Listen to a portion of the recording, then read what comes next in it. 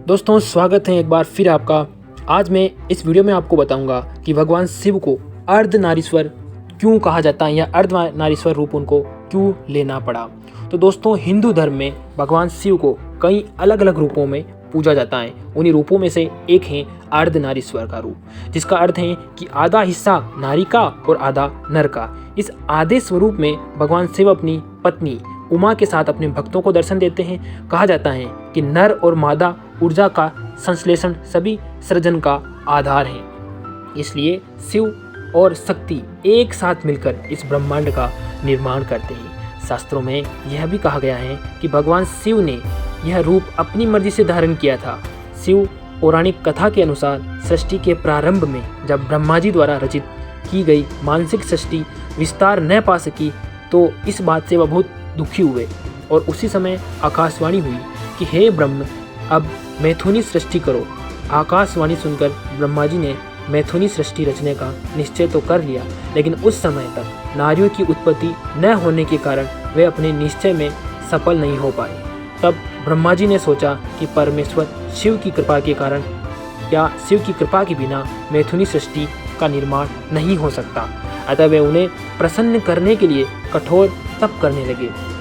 बहुत दिनों तक ब्रह्मा जी अपने हृदय में प्रेम पूर्वक भगवान शिव का ध्यान लगाकर बैठे रहे।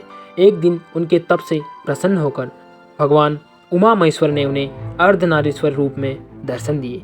शिव ने कहा कि पुत्र ब्रह्मा, तुमने प्रजा की वृद्धि के लिए जो कठिन तप किया है उससे मैं काफ़ी प्रसन्न हुआ।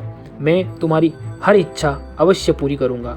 ऐसा कहकर शिवजी ने अपने शरीर के आधे भाग से उमा देवी को अलग कर दिया।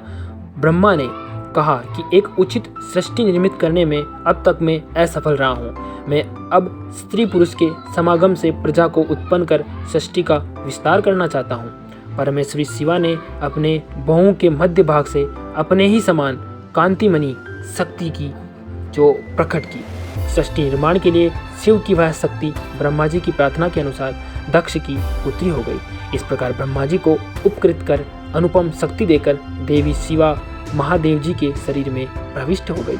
यही है भगवान के अर्धनारीश्वर शिव का रहस्य। इसी से आगे सृष्टि का संचालन हो पाया है। तो इस वीडियो में आपने ये जाना कि अर्धनारीश्वर रूप भगवान को आखिर क्यों लेना पड़ा। तो दोस्तों इस वीडियो से आपको अगर थोड़ी सी भी वैल्यू मिली है तो इस वीडियो को आप अपने दोस्तों, रिश्तेदारों और अपने छोटे भाई बहनों को दिखाकर जो अपनी संस्कृति हिंदू उसको जो अभी धीरे धीरे खत्म होने की कगार पर जा रही हैं या हम खुद ही उसको ख़त्म करने की कगार पर जा रहे हैं, तो उसको हम थोड़ा सा सहयोग कर सकते हैं। क्योंकि जो अभी जो चल रही है पीढ़ी, उनको भगवान के बारे में थोड़ा बहुत भी कुछ पता नहीं है और अब वो जो सवाल पूछते हैं वो काफ़ी ऊट पटांग वाले सवाल होते हैं। तो इन ऊट पटांग सवालों के जवाब से पहले आप उन्हें ये चीज़ दिखाइए कि आखिर सत्य क्या है।